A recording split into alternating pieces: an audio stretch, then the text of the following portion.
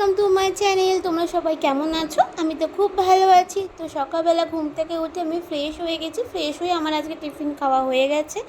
তো তারপরে আমি দেখলাম মা এখানে দুপুরে রান্নার জন্য আনাজ কাটতে বসেছে। আলু আর চিচিঙ্গা কাটছে, আর উচ্ছে ভাজা হবে আর পটল ভাজা হবে।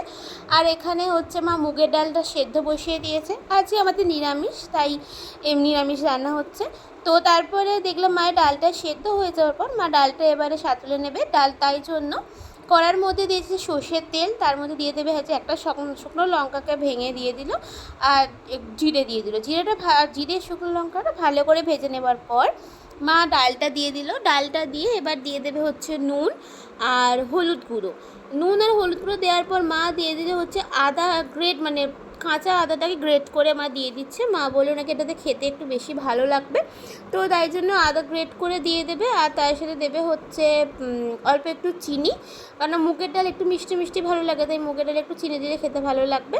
তো আদা গ্রেট করে দেওয়ার পর মা দিয়ে দিল হচ্ছে চিনি। তারপরে দিয়ে নামাবার সময় যখন ডালটা ফুটে গেছে বা নামাবে, তখন দিয়ে দিল অল্প একটু ঘি দিয়ে, তারপর ডালটা নামিয়ে নিল। আর তারপর আমি চলে গেছিলাম ঠাকুর ঘরে। ঠাকুর ঘরটা মুছে বাসনগুলো ধুয়ে ফুল টুল তুলে রেখে আমি নিচে চলে আসলাম। নিচে এসে দেখলাম মায়ের এখানে উচ্ছে ভাজা হয়ে গেছে, আর এখানে কড়াতে পটল ভাজা হচ্ছে। তারপর মা এখানে আলু পোস্তটা করে নেবে, তাই মা কড়াইয়ে তেল আর শুকনো লঙ্কা দিয়ে ভালো করে ভেজে আর আলু আর চিচিঙ্গাটা দিয়ে দিল। দিয়ে নুন হলুদ দিয়ে মা ঢাকা দিয়ে আলু চিচিঙ্গাটা সেদ্ধ করে নেবে। তারপর মা পোস্তটা দিয়ে দেবে। আমি যখন ওপরে গিয়েছিলাম তো ঠাকুর ঘর মুছতে, তখন মা পোস্তটা বেটে নিয়েছিল, তো তাই আর দেখাতে পারিনি। তো পোস্ত বাটাটা দিয়ে মা ভালো করে নেড়ে নেবে পোস্তটা। মার পোস্তর যে মিক্সির বাটিটা ছিল যেখানে মা পোস্তটা বেটেছিল, তার মধ্যে অল্প একটু জল দিয়ে সেটা গুলিয়ে মা সেই জলটাই দিয়ে দেবে, কারণ আমাদের পোস্ত শুকনো শুকনো হয়, তাই বেশি জল দিতে লাগবে না। ভালো করে নেড়ে মা শুকনো করে নিল। তারপর আমি চান করে নিয়েছি, চান করে পুজো করতে গেছিলাম। পুজো করে এসে আমি পুরো ঘেমে গেছি, এত গরম।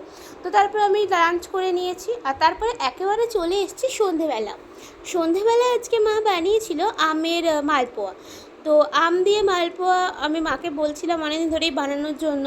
সবাই দেখছি ভিডিও করছে, বানাচ্ছে, আমারও বেশ দেখে ভালো লাগছিলো, খেতেও ইচ্ছা করছিল। তো মা দুটো বড় বড় সাইজের আম নিয়ে নিয়েছে। আমগুলো কেটে নেবে, সাইড থেকে কেটে মা আমটা মিক্সিতে পেস্ট করে নেবে। পেস্ট করে নেওয়ার পর তারপরে মা দেখতে নিয়ে নিয়েছে ময়দা আর গুড়, চিনি আর চালের গুঁড়ো। চালের গুঁড়ো দিয়ে জায়গায় তোমরা সুজিও দিতে পারো। সুজি আর চালের গুঁড়োটা একই কাজ করবে।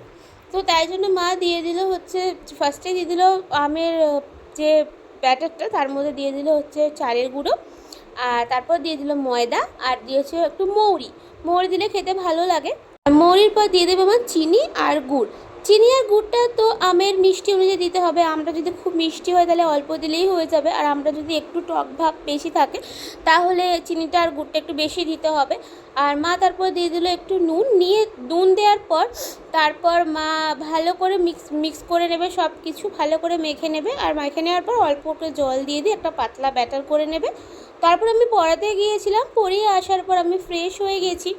ফ্রেশ হয়ে দেখলাম মা এখানে ভাজা স্টার্ট করে দিয়েছে। আমি পড়াতে গেছিলাম তখন থেকে মা ভাজা স্টার্ট করে দিয়েছে, কারণ একটা একটা করে ভাজতে হবে, ভাজতে সময় লাগে। তাই মায়ের দেখছি এখানে অনেকগুলোই ভাজা হয়ে গেছে। তো তোমাদের সাথে আমি একটা ভাজা শেয়ার করে দিচ্ছি। আর কড়াতে দেওয়ার পরেই খুব সুন্দরভাবে ফুলে উঠছিল। তেলের মানে গরম হয়ে, তেলটা তো খুব গরম ছিল, আর সঙ্গে সঙ্গে ফুলে উঠছিল, খুব সুন্দর দেখতেও লাগছিলো। আর গন্ধও খুব সুন্দর হয়েছিল, আর টেস্টও খুব সুন্দর ছিল। তোমরা এভাবে বানিয়ে খেয়ে দেখবে, খুব ভালো লাগবে। তো ভিডিওটা ভালো লাগলে লাইক অ্যান্ড সাবস্ক্রাইব করতে ভুলো না। Thanks for watching.